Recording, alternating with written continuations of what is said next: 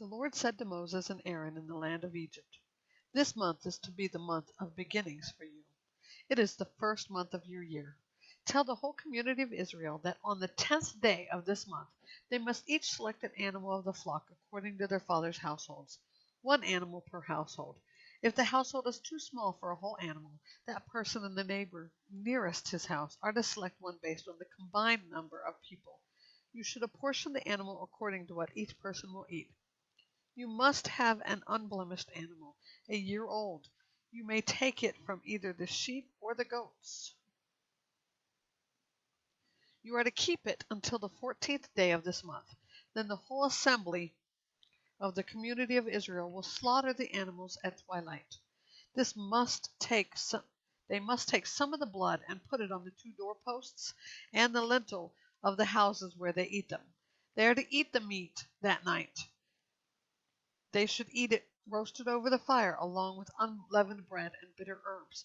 Do not eat any of it raw or cooked in boiling water, but only roasted over fire, its head as well as its legs and inner organs. Do not let any of it remain until morning. You must burn up any part of it that does remain before morning. Here is how you must eat it. You must be dressed for travel, your sandals on your feet, and your staff in your hand. You are to eat it in a hurry.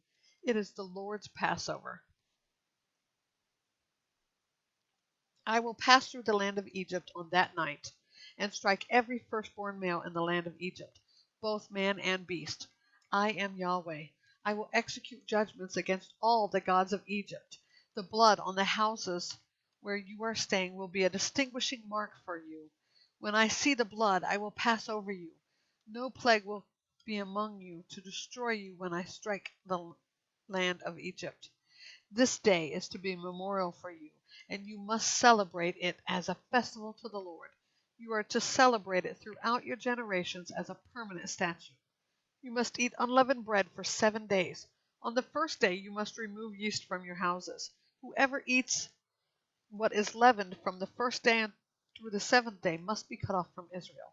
You are to hold a sacred assembly on the first day and another sacred assembly on the 7th day. No work may be done on those days except for preparing what people need to eat. You may do only that. You are to observe the festival of unleavened bread, because on this very day I brought your divisions out of the land of Egypt. You must observe this day throughout your generations as a permanent statute. You are to eat unleavened bread in the first month, from the evening of the 14th day of the month until the evening of the 21st day. Yeast must not be found in your houses for 7 days. If anyone eats something leavened, that person, whether a foreign resident or a native of the land, must be cut off from the community of Israel. Do not eat anything leavened. Eat unleavened bread in all your homes.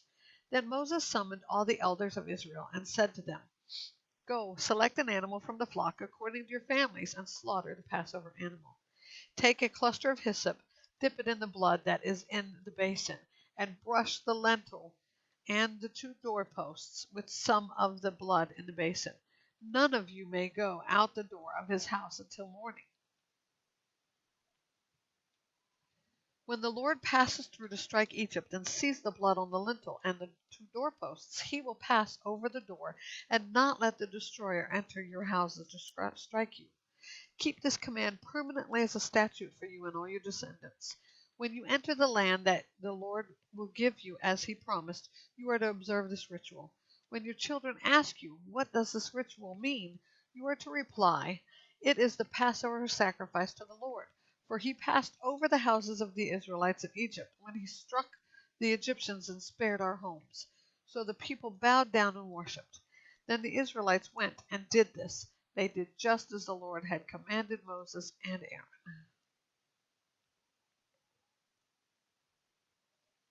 Now at midnight the Lord struck every firstborn male in the land of Egypt, from the firstborn of Pharaoh who sat on his throne to the firstborn of the prisoner who was in the dungeon, and every firstborn of the livestock.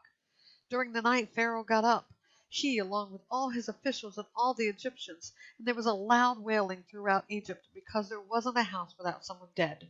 He summoned Moses and Aaron during the night and said, Get up, leave my people, both you and the Israelites, and go worship Yahweh as you have asked. Take even your flocks and your herds as you have asked, and leave and also bless me." Now the Egyptians pressured the people in order to send them quickly out of the country, for they said, "We're all going to die." So the people took their dough before it was leavened, with their kneading bowls wrapped up in their clothes on their shoulders. The Israelites acted on Moses' word and asked the Egyptians for silver and gold jewelry and for clothing. And the Lord gave the people such favor in the Egyptian sight that they gave them what they requested. In this way they plundered the Egyptians. The Israelites traveled from Ramses to Succoth, about 600,000 soldiers on foot, besides their families. An ethnically diverse crowd also went up with them, along with a huge number of livestock, both flocks and herds. The people baked the dough they had brought out of Egypt into unleavened loaves, since it had no yeast. For when they had been driven out of Egypt, they could not delay, and had not prepared any provisions for themselves. The time that the Israelites lived in Egypt was 430 years. At the end of 430 years, on that same day, all the Lord's divisions went out from the land of Egypt. It was a night of vigil in honor of the Lord, because he would bring them out of the land of Egypt. This same night is in honor of the Lord, a night vigil for all the Israelites throughout their generations. The Lord said to Moses and Aaron, "This is the statute of the Passover. No foreigner may eat it, but any slave a man has purchased may eat it, after you have circumcised him. A temporary resident or hired hand may not eat the Passover. It is to be eaten in one house. You may not take any of the meat outside the house, and you may not break any of its bones. The whole community of Israel must celebrate it. If a foreigner resides with you and wants to celebrate the Lord's Passover, every male in his household must be circumcised, and then he may participate. He will become like a native of the land, but no uncircumcised person may eat it. The same law will apply to both the native and the foreigner who resides among you." Then all the Israelites did this. They did just as the Lord had commanded Moses and Aaron. On that same day the Lord brought the Israelites out of the land of Egypt according to their divisions.